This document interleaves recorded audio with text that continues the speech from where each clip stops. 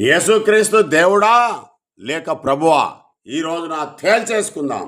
రోమపత్రిక 10:9 యేసు ప్రభు అని నీ నోటితో ఒప్పుకొని సమాధుల నుండి యేసుని దేవుడు లేపాడని నీ హృదయంలో విశ్వసించితే నీకు రక్షణ, నిత్య జీవం ఉంటుంది అన్నాడు అపోస్తలుడైన పౌలు గారు.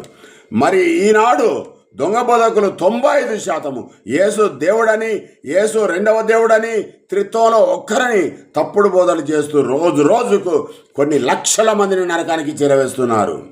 మరి ఎలా నమ్మితే రక్షణ, నిత్య జీవం ఉంటుంది? సర్వ సృష్టికర్త దేవుడని నమ్మాలి. క్రీస్తును మన కొరకు రక్షకుడిగా నియమించాడని నమ్మాలి.